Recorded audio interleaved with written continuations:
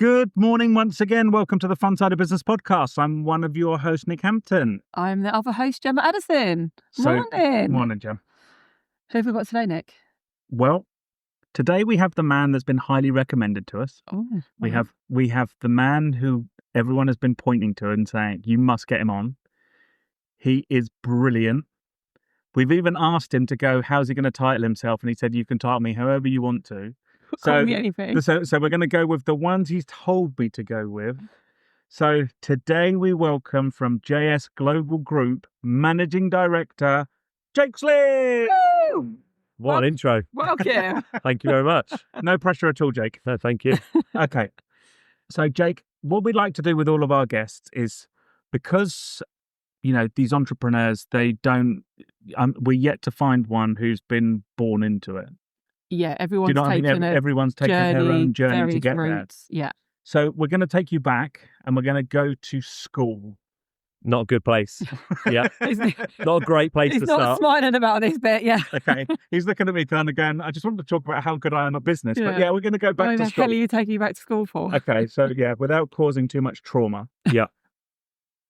Talk to us about high school. Are you local to Ipswich? Yes, I'm born and bred in Ipswich. Went to Sygate Primary, Northgate second school. I won't hold it against you. No.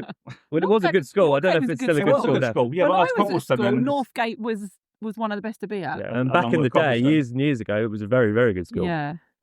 What do you think about Stoke, by the way? Anyway. Yes. No. And it doesn't matter what school, and I'm proof that I don't think school, it matters in a sense of I think it's an important part of your growing up and your childhood, but it doesn't shape you to what job or what business you want to be doing when you're older. Mm-hmm. And I think I've proven that point. So yeah, back in school, I suffered with dyslexia. Okay. I'm guessing when you say back in school, it's not something that goes away. No, unfortunately not. No. Yeah. But I'm 26 years old. Yeah. So I'm still fairly young. I feel about in my 50s.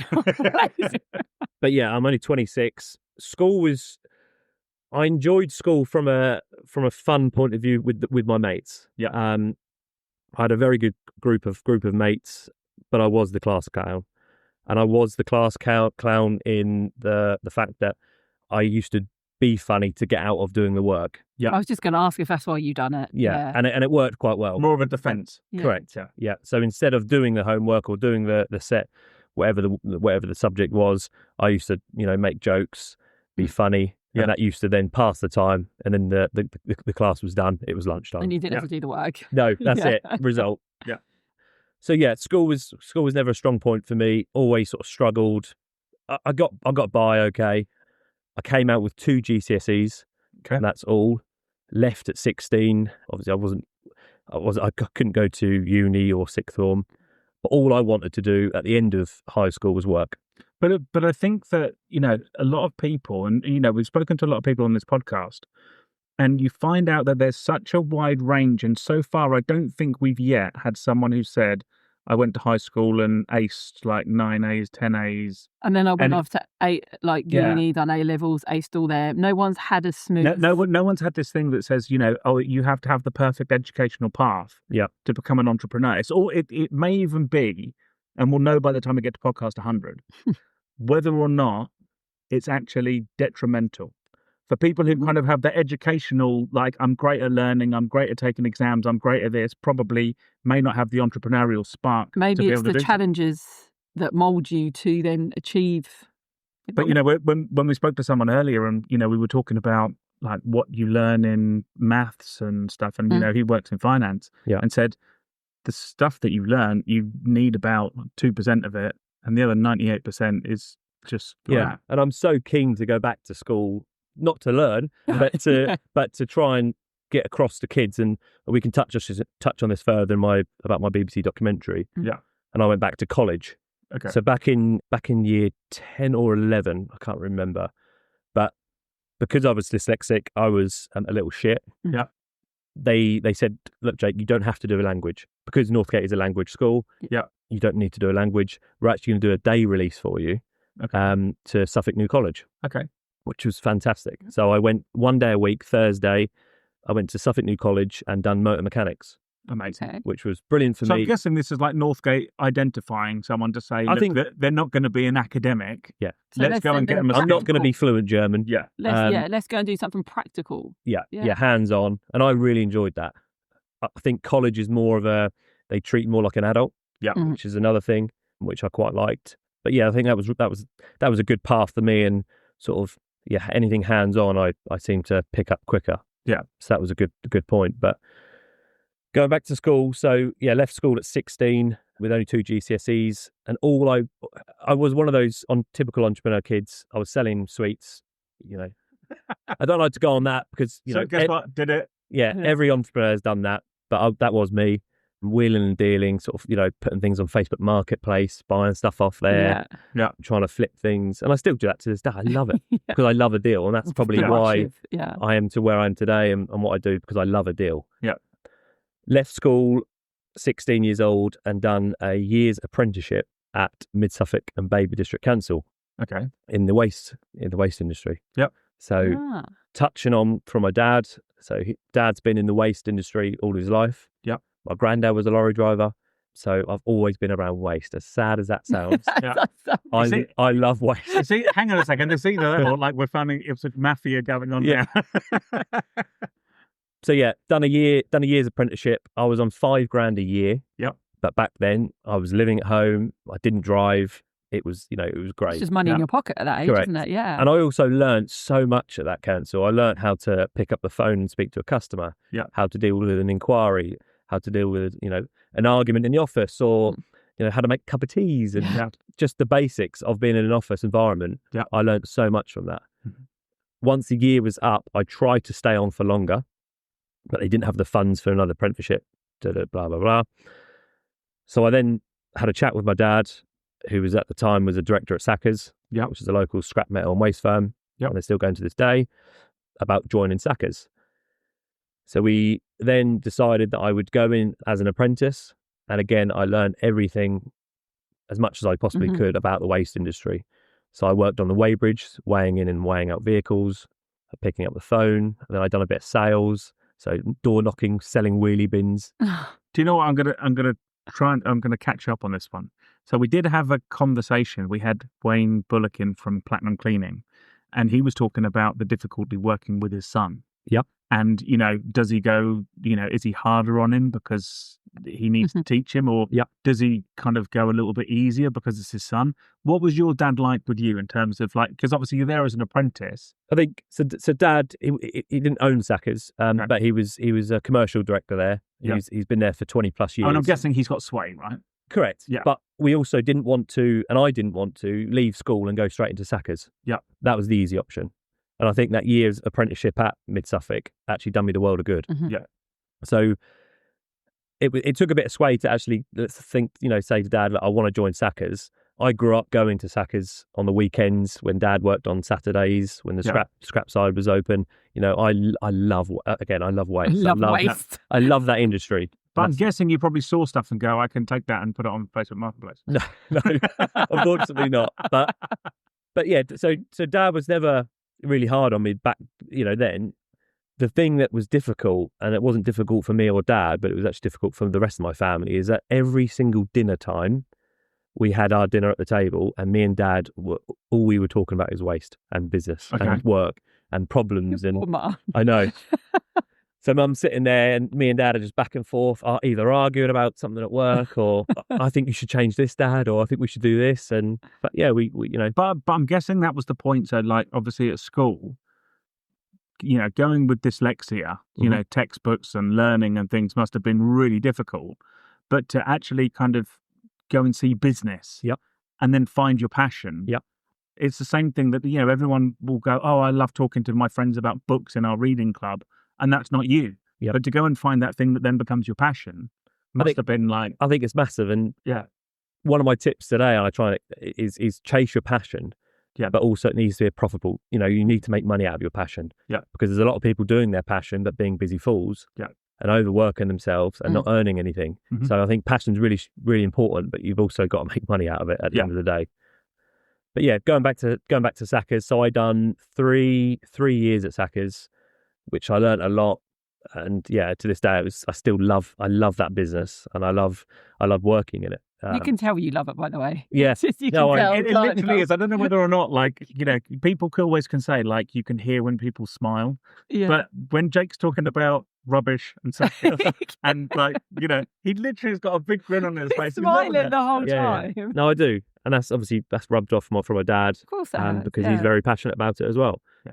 So I came to the end of Sackers because I fancied doing something for myself. I didn't know what.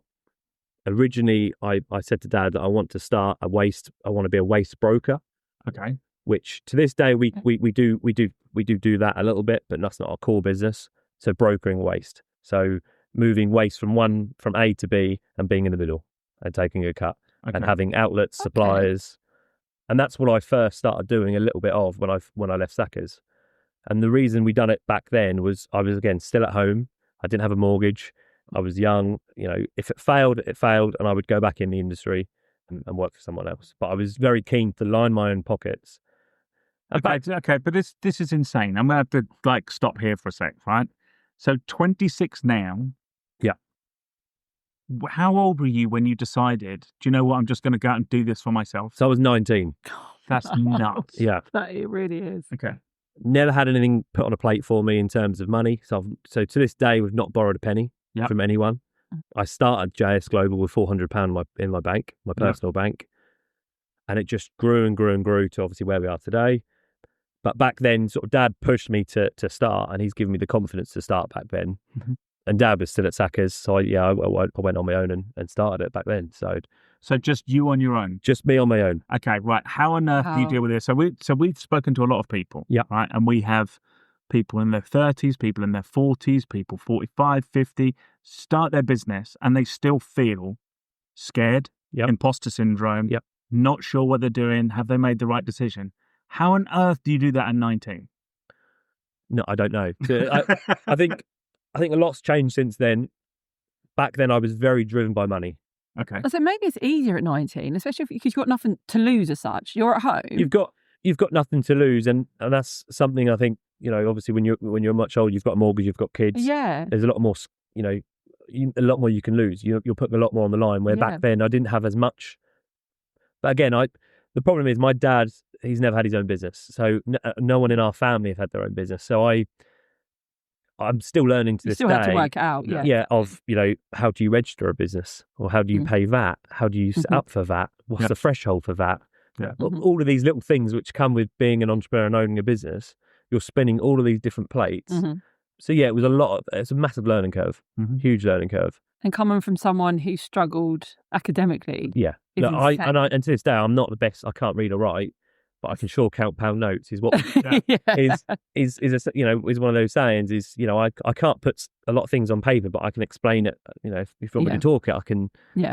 But we even have that thing, and and I think having spoken to various clients, you find that a lot of the time, in our industry, accountants have a arrogance, I don't know, that will go along and they'll see someone's figures and say, oh, you've made this much money, or you've lost that much money. And the entrepreneur will say, I don't think that's right. I think I've had a better year than you think, or I think you've had something else. And there's so much to be said about that. So we always, I always do it. And if I'm sitting there with one of our clients who says, nope, I think this should be different, we listen, because we know that when people are in that entrepreneurial space, they may not understand a turnover of cost of sales of this, or what's an admin expense, what's this, what's my GP percentage, what's this.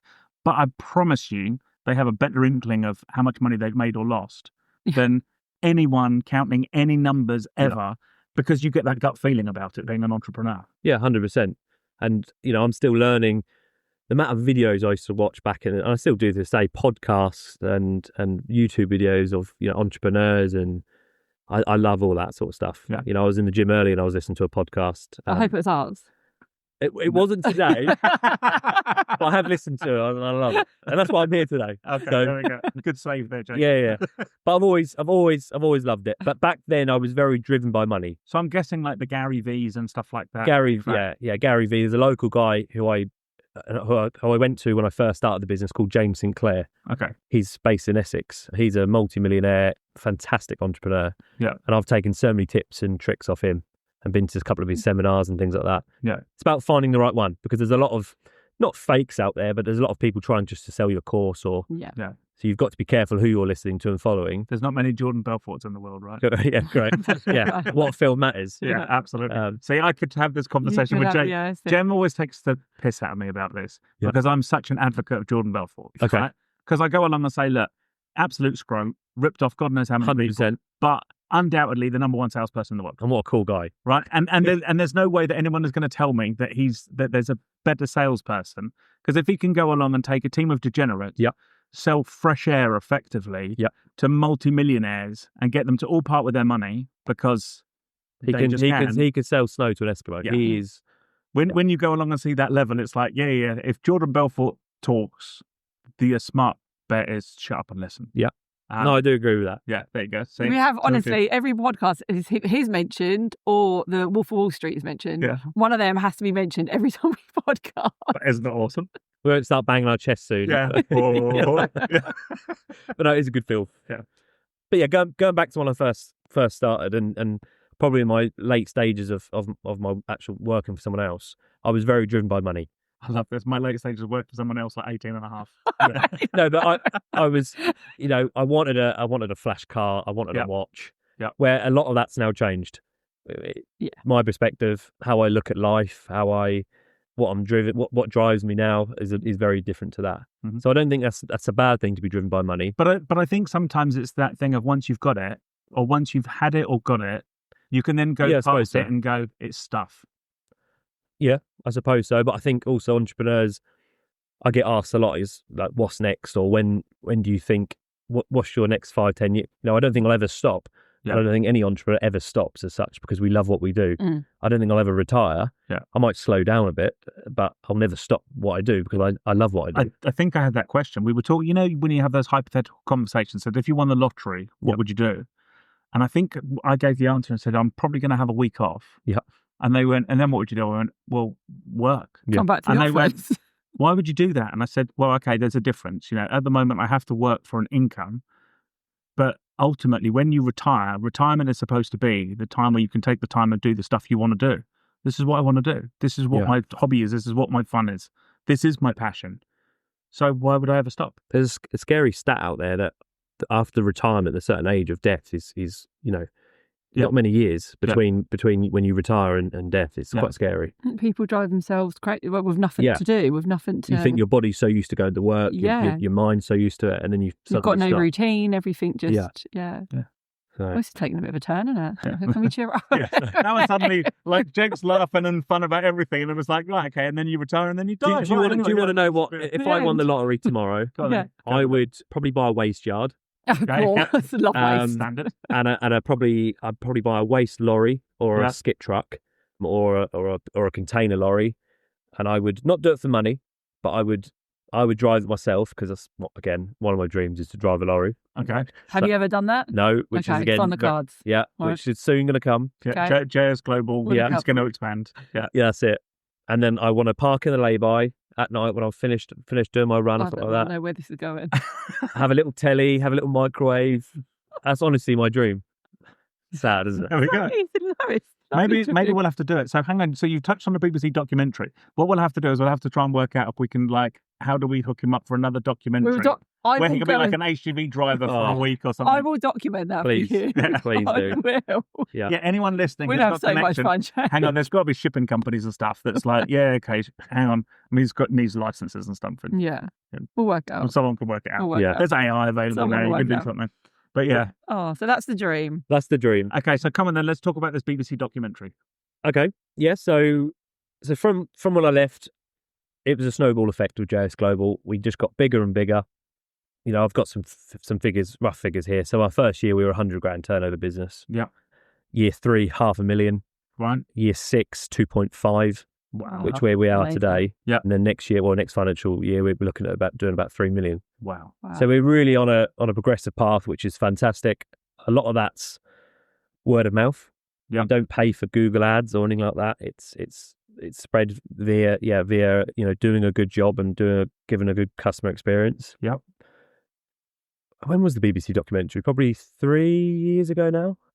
I'd done a radio for the BBC for something probably weird and wonderful that we've destroyed or disposed of, which we can touch on later. But I think it was a load of bananas or something like that that we got rid of because they turned up to the UK and they were all mouldy. Okay. So we disposed of them. BBC were interested in what we'd done with them or the story behind it. I spoke to the BBC on I was away on holiday actually. Sorry, I'm going to need to ask this question now. Yeah. Can we talk about destroying a container load of bananas? Yeah. Shall I explain as well? You need to just explain a little bit about so JS Global. There's two sides of our business. Our core business, and to this day, my mouth's actually. I'm quiet for once. I'm like, what do they actually do? Yeah, what do we do? My girlfriend still doesn't know what I do. Are you the Chandler Bing of the summer business community? Who knows what I do? But yeah, a lot of my family friends. If I tell my family friend, I just say I'm in the shipping industry normally. Okay. Because it's much easier to explain. But this is what I assumed. So now I'm like, wow, what's going on? Bananas and this and that waste and just say you're in banana disposal and that's it. That's all we do. Mic drop leave. Yeah. Just loads of bananas. That's the bit I'm going to use now for the bite size, for the snippet of the show. Yeah. That's always a good one. But yeah, there's two sides of our business. Our core business to this day is secure destruction. Okay. So we dispose of counterfeit goods that come into the country, goods that are unsafe for human consumption, so food and drink. Okay. We do a lot of toys. So is it like all that stuff you see on like Border Patrol and Correct. stuff? And when they go, oh yeah, we've got this, and then they chuck them all in those bins? Yes. So we okay. Yeah. So if a container of, let's say, toys came in, toy cars for children, and they didn't pass certain tests at the port because they were unsafe for children, we would then come in and either dispose of them or get rid of them in the correct manner. Not Facebook Marketplace. Unfortunately not. Yeah. Definitely not. Yeah. Definitely not. Did it was side hustle. Yeah. No, it's definitely not. And that side of the business has snowballed to where we are now disposing of multiple containers across the world. Okay. So we do sort of 80 to 90% of our work's UK and Europe, and the rest is global. And again, going back to when I started, I put global in the name for a reason, because I wanted to go That global. was your vision. That was my vision. I want to go global. London, Paris, Peckham, global. Yeah, that's it. Yeah, only four some of my favourite shows. But yeah, so secure destruction. So we are disposing of everything and anything you can think of. So we do lots of fruit and veg that come into the country that's turned up late. So if you think a ship turns up 3 or 4 weeks late at Felixstowe Port, if there's any product on there which has got a short shelf life, that's obviously now gone and rotten. Yeah. So we're a problem solver for the shipping lines and for the importers. You don't ever think about You that. don't. You just go put it in the bin. You understand things like this come in, you think, oh, it just ends up on our shelves somewhere, but never do you think, what happens to the stuff that you can't use? Yeah, what happens to a pineapple that you can't? It's a whole business. I didn't even put on a shelf in Tesco. Yeah. So out of date products, we do mislabeling products, we get rid of. And so we do that across the UK, Europe, and around the world, and that's on quite a large scale of our business. A part of our journey while we were doing that was we were getting offered product that didn't need to be destroyed. Okay. In the way of an importer was bringing in, let's say, again, drinks or toys or furniture, and they either went bust, they couldn't pay their bills, they went bankrupt, for whatever reason, that container has not left the port for a certain amount of time. Storage Wars JS Global Edition. Correct. and that's why the BBC got in contact with us, because they found our business so interesting. And I've had so much media coverage from the Bloomberg to some big names out there because they find us very interesting what we do. Like the Fun Side of Business podcast. Yeah, correct. Yeah, absolutely. Which I kept turning you guys down. Yeah, Bloomberg, BBC, the Fun Side of Business podcast. Yeah, that's it. So yeah, and then so along the way we were realizing that we were getting offered stock which were coming into the country but didn't need to be destroyed. Again, it could be anything because of the reasons customers gone bust, can't pay their bills. Once that happens and the container sits there for a certain amount of time, the shipping line normally takes ownership of the goods or the insurance. So we do a lot of work with the insurance brokers out there. So we then were getting offered this product, and then we were then looking at how we could resell the product outside in the UK markets. So now that's a part of our business is we're a big buyer and seller of all kinds of products. Okay. Wow. Which is again that's a real fun. I'm guessing. I mean, that's where your wheeler dealer comes in, right? You're That's buying where- the pennies in the pound. That's and- where the wheeler dealer, I'm buying weird and wonderful things. And you have no idea what's coming in on these containers. No, It could be we anything. a lot of the time we get an understanding of what we're dealing with. Yeah. So we get something called a bill of lading, Right. which is every container has one of them, which is a brief description of what's in the What's in container. it? Yeah. Again, that sometimes can be wrong. Yeah. It can be way out on the weight or the description, if they've mislabeled it or they've brought it in on something else because of tax reasons. Yeah. There's all kinds of Wow. yeah. So it's a real mystery when you crack those doors open and you don't know what you're going to be finding behind. So there's a whole nother section we could have on so tell us about the interesting discoveries that you've found when you cracked it open. and we've always thought about doing what's in the container this week. Yeah. Because every day of our business is different. We are dealing with pineapples, bananas, drinks, products for destruction, furniture, all kinds of weird and wonderful things. Wow. So yeah, it's an interesting business. It's a very niche business. Yeah. So the BBC Watch talked about the banana one. Yeah, so I went on a radio. I think it was just Suffolk BBC. Yeah. What reached out to us. I'd done a bit on there, and then I think a week later I got an email from the BBC saying that they're expressing interest in doing a documentary about local young entrepreneurs, Wow. or sort of more kids who have sort of had not a difficult upbringing in school, but who've had a bit of a challenging time, Yeah. and who've made who've made something out of themselves. Amazing. So we sat down with them. And then, I think it was probably half a year later, there was a documentary about me, Wow. which is pretty cool. And that was That's so that was on BBC One. Yep.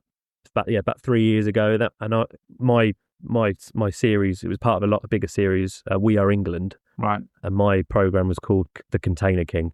Okay. It was quite cool. Yeah, that's not a bad. That is Yeah. good. I was quite happy with that. You could have I come didn't off a lot choose that worse either. there. Yeah. And we touched on my business and how I started the business in that.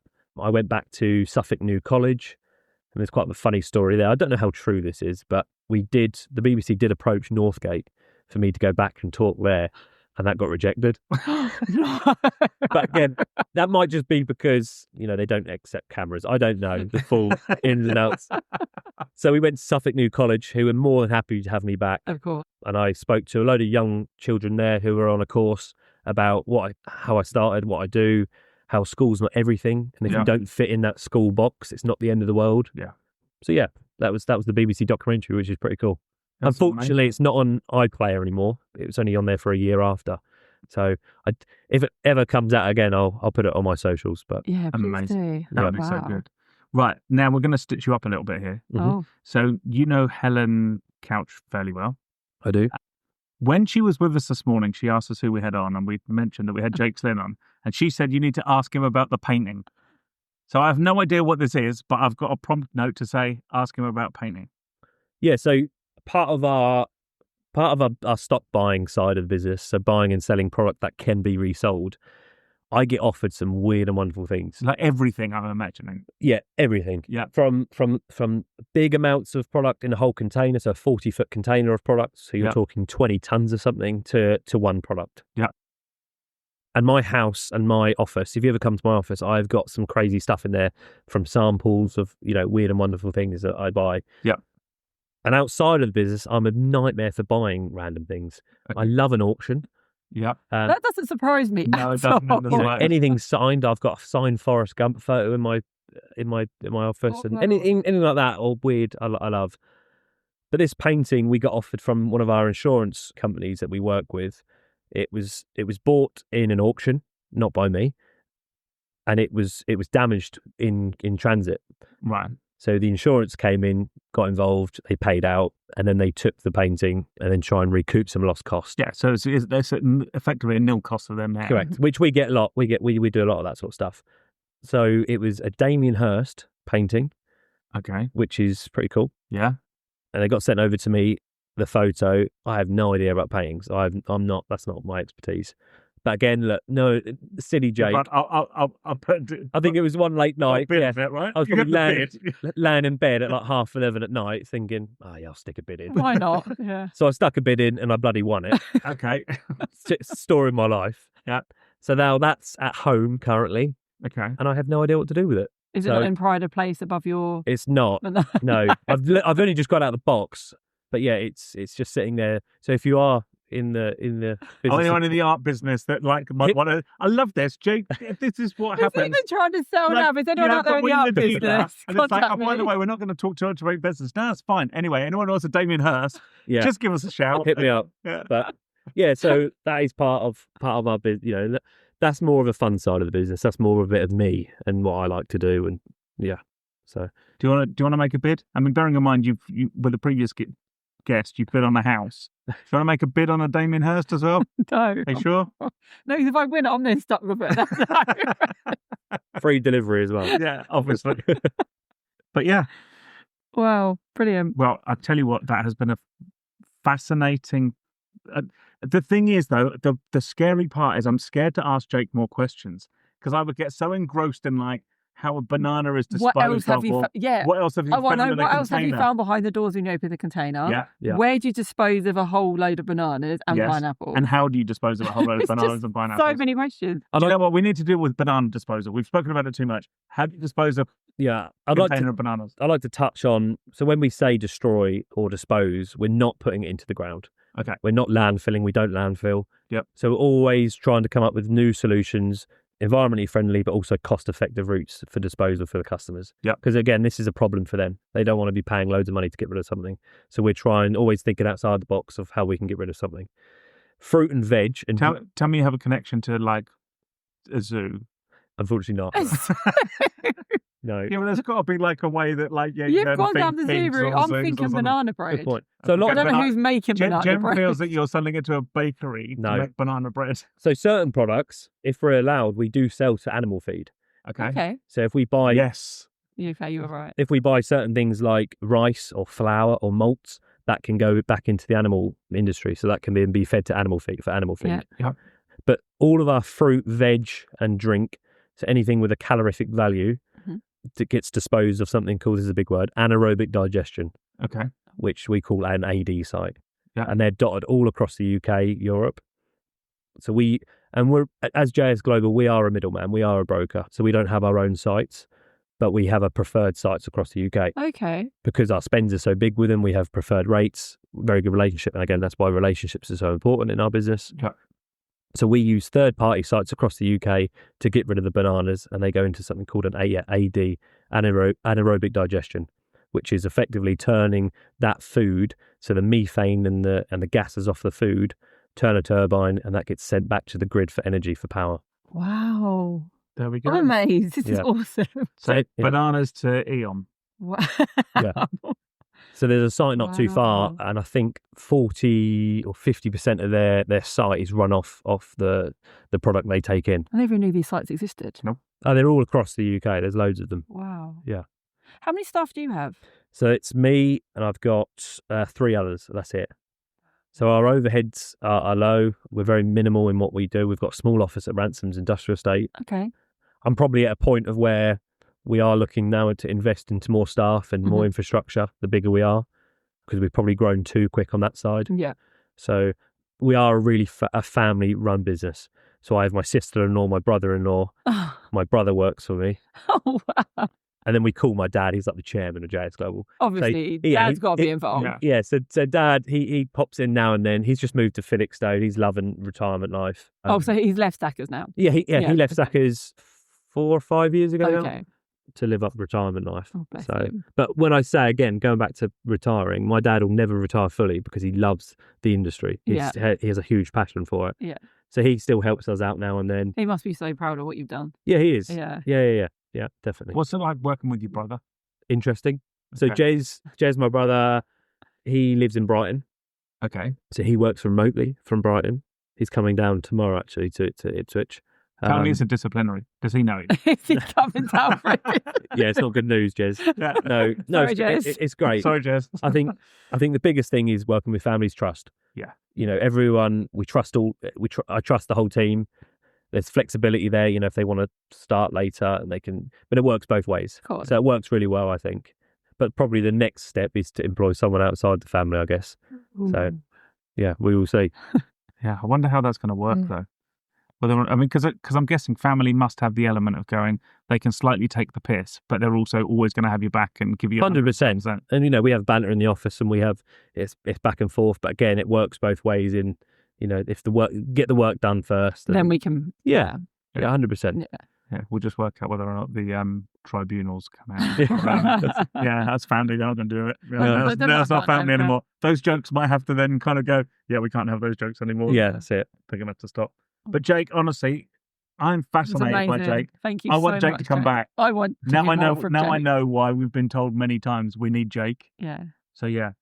Jake, you should be very proud of how much you've done. Thank you very much for having me on. Brilliant. Honestly, at 26, I'm blown away. Yeah. What an absolute superstar. Jake, thank you so much for coming on. Thank you for coming on, Jake. For those of you who aren't already subscribed, do feel free to subscribe. So this is different to follow. So follow, you get notified. Subscribe, you get to hear us talk about the guests behind their backs. And we're talking about Jake. And we'll be talking about Jake in a minute. Please do. What we really thought of him. So we could sit here and go, honestly, it's been amazing. You're so good. Afterwards, they're going to go, what an idiot. No, thank you very much for having me. But yeah, honestly, Jake, it's been an absolute pleasure. Thank you so much. Thank you, everyone, for listening. Thank you for listening. And we will catch you at the next one.